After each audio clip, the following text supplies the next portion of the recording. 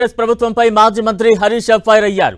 తెలంగాణ దక్కాల్సిన నీటిని ఏపీకి కట్టబెడుతున్నారంటూ మండిపడ్డారు. కృష్ణా జలాల్లో 80% నీటిని ఏపీ వాడుకుంటుంటే కాంగ్రెస్ సర్కార్ ఏం చేస్తోందని ప్రశ్నించారు హరీష్ రావు.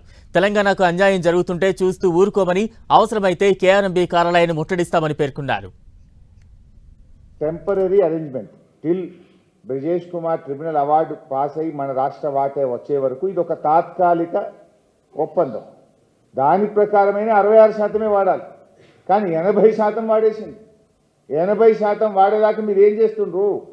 ఈ రేవంత్ రెడ్డి ఈ నీళ్ల మంత్రి గడ్డి వీక్తుండా? 80% వాడేదాకా ఏదో చేతులు కాలినాక ఆకులు పట్టుకున్నట్టు ఆల్రెడీ మొత్తం ఉన్న నీళ్ళని వాళ్ళు దోచుకుపోయినాక నీళ్ళన్నీ వాడుకున్నాక అప్పుడు ఉత్తరం రాసి చేతులు దులుపుకుంటారు.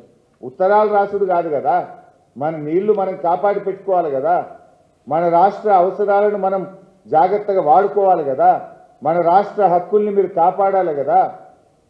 ఏమన్నట్టు ఉత్తరం రాసి చేతులు దులుపుకోవడం, అది కూడా మీరు దాని బాధ్యత సక్రమంగా నిర్వర్తించారు. ముఖ్యమంత్రి అపెక్స్ కౌన్సిల్ మీటింగ్ డిమాండ్ చేయండి, ఢిల్లీలో అపెక్స్ కౌన్సిల్ మీటింగ్ కోసం అడగండి. అది అడగరు, ఎందుకంటే ఆడ గురువు గారు ఉన్నారు కదా, ఈయనకి భయం. అంటే ఈ రకంగా అటు శ్రీశైలం నుంచి ఇటు నాగార్జున సాగర్ నుంచి రెండు వైపులా ఆంధ్రప్రదేశ్ నీళ్లు తరలించుకుపోతుంటే ఈ ప్రభుత్వం కళ్ళు మూసుకొని కూర్చున్నది. ఆ తెలంగాణకు తాత్కాలిక ఒప్పందం ప్రకారంగా 34% నీళ్లు ఎందుకు ఇవ్వడం లేదు, ఏం చేస్తుండ్రు అని ఒక్కనాడన్న కిషన్ రెడ్డి గారో సంజయ్ గారో కేఆర్ఎంబీని రివ్యూ చేసిండ్రా? కేఆర్ఎంబీ మీ సంస్థ కదా, మీరు కదా ఇవాళ ఢిల్లీలో అధికారంలో ఉన్నది. అడగాల్సిన రేవంత్ రెడ్డికేమో నా ఆర్ఆర్ ట్యాక్సులు ఎక్కడ బయటకు తీస్తారో, నా సంగతి ఏమవుతుందో అని ఆయన పొద్దున్న లేస్తే కేసీఆర్ గారి మీద పడేడుస్తుంటారు. మరి అలా హక్కులు కాపాడాల్సింది ఆ సంస్థను కేఆర్ఎంబీని నిర్వహించాల్సిన బీజేపీ ప్రభుత్వం కూడా తెలంగాణకు అన్యాయం చేస్తుంది. కాంగ్రెస్ బీజేపీలు ఇద్దరూ కలిసి తెలంగాణ నీళ్లను ఆంధ్రాకు దోచిపెడుతున్నారు. కూర్చున్నది మన రాష్ట్ర హక్కులను ఆంధ్రాకు దారాదత్తం చేయడానిక, మన హక్కులు కాలరాయడానిక? నీకు ఆ హక్కు లేదు.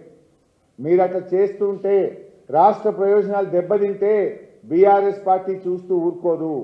అవసరమైతే బీఆర్ఎస్ ప్రత్యక్ష పోరాటానికి సిద్ధమవుతుంది. త్వరలో కేఆర్ఎంబీ ఆఫీసును ముట్టడిస్తాం.